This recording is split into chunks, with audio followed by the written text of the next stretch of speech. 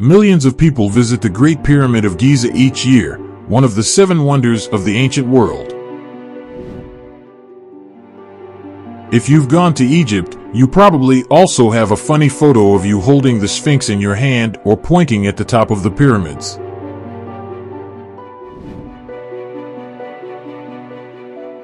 Even if the pyramids do a lot to make it feel real, you only need to go 50 miles from the heart of contemporary Cairo to find yourself thousands of years in the past.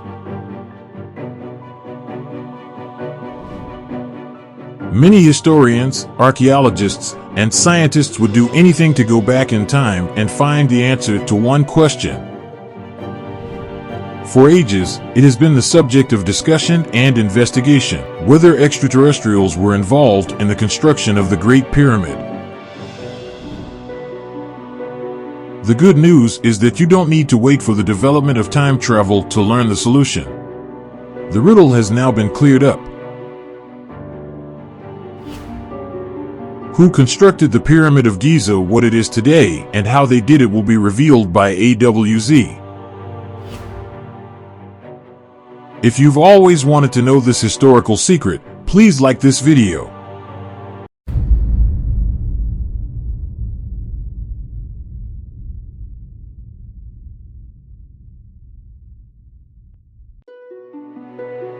You must have heard the popular idea of the construction of the Great Pyramid from your history teacher in school. Huge slabs of granite and limestone were transported to Giza by hundreds of ancient Egyptians.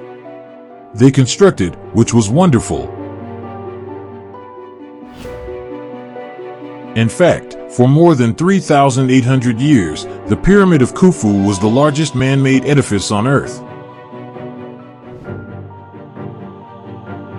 A human hair could not pass through the adjacent stone blocks since they were assembled with such precision from 2.3 million stone blocks.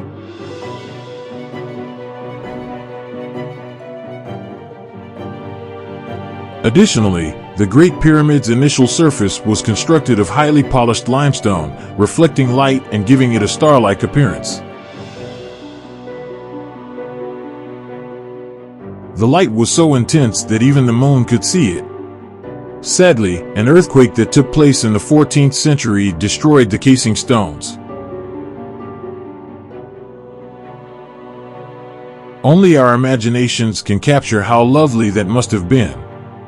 The pyramid was distinct from previous pyramids in that it included internal tubes that went both up and down. What else sets it apart? The only 8-sided pyramid in Egypt, it directed to the pole star Alpha Draconis and was aligned with the stars in Orion's belt. Last but not least, it is the construction that is most precisely aligned ever made. It is precisely in the middle of our planet's landmass, facing true north. Only 2 sites on Earth have the most heavily traveled parallels and meridians come together. The Great Pyramid is located in one of them, while the other is in the clear blue ocean. What a terrific spot to construct a significant structure. Isn't everything here evidence of the talent required to construct it? Even today, some people and even scientists who lived centuries after them still contest the intelligence and talent of the ancient civilizations. The Great Pyramid has so inspired a variety of theories. How and for what purpose was it built? You undoubtedly heard some people express the opinion that aliens were involved. After all, many of the world's greatest buildings, including Stonehenge, Teotihuacan, and the Easter Island sculptures, may have appeared too advanced or brilliant for their time. Therefore, someone simply concluded that they must have arrived from another planet. The Great Pyramid, however, is the subject of much stranger ideas. In medieval Europe, the consensus was that grain storage was the purpose of the pyramids. They claimed that they were Joseph's gardens, which were mentioned in the Old Testament. A British publisher named John Taylor came to the conclusion that Noah himself, not Egyptians or extraterrestrials, built the pyramid in 1859. The Noah who also created the Ark, indeed. Taylor has performed some significant computations and even developed a unique measurement word, the pyramid inch, which he claimed was almost exact replica of the British inch. A Scottish astronomer by the name of Charles Taylor's writings had such an impact on Pat C. Smith that he decided to conduct his own investigation. The findings in a book with 664 pages, which was released in 1864. Think about how long he must have spent researching. The outcome was quite intriguing. According to Smith, the pyramid may be read as a history book of the past and future of the Earth if it is measured in pyramid inches. For instance, the Grand Gallery, a sloped walkway, marks both Jesus' birth and, 33 inches later, his crucifixion. Between 1881 and 1911, the gallery ended. According to Smith, this represents the time of the Great Tribulation before to the second coming of Christ. Some scientists outright rejected the idea that the pyramid had religious roots. An article was given at a meeting in Philadelphia in 1884. The pyramids, according to this, were once hills. To gather adequate stone for structures, those hills were used as quarries. Pyramid-shaped cuts were made to the hills over time. Levitation was possibly one of the most intriguing hypotheses for how the pyramids were built. Unlike the Wingardium Leviosa utilized by Harry Potter and others in the magical realm, this type of levitation involves the power of the acoustic sound vibration and the human mind. Lifting was helpful. Supporters of this notion asserted that stone blocks defy gravity and move across the ground. What actually assisted in the construction of the Great Pyramid, aliens, Noah, levitation? We're about to learn. For centuries, it was a puzzle that has now been solved. In order to create the pharaoh Khufu's tomb in 2600 BC, the Egyptians had to move 2.5-ton pieces of limestone and granite 500 miles. New evidence has been discovered to explain how they did this. The pyramids were built with no spare money from pharaohs. To oversee the construction, they employed the top architects and engineers of the day.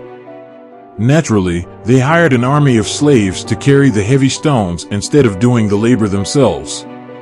To get the limestone to the construction site, they had to carry 170,000 tons of it. How did they manage it?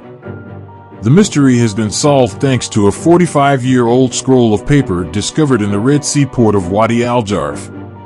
In the 27th year of Pharaoh and Khufu's rule, it was discovered to be the diary of Mira, the manager of a group of elite laborers. The diary, which was more of a logbook, detailed the building of the Great Pyramid and all the previously unknown details. This priceless archaeological material claims that workers shipped limestone by boat from Torah to Giza. Mara chronicled the day-to-day activities of workers over the course of several months while they were preoccupied with transportation and hieroglyphic letters. To divert water from the Nile and direct it to the pyramid through man-made canals, they first had to alter the landscape. When the construction site was far enough away from Torah, they began moving limestone logs there. The trip lasted about 3 days. Where did that resourceful waterworks system disappear to, we wonder now.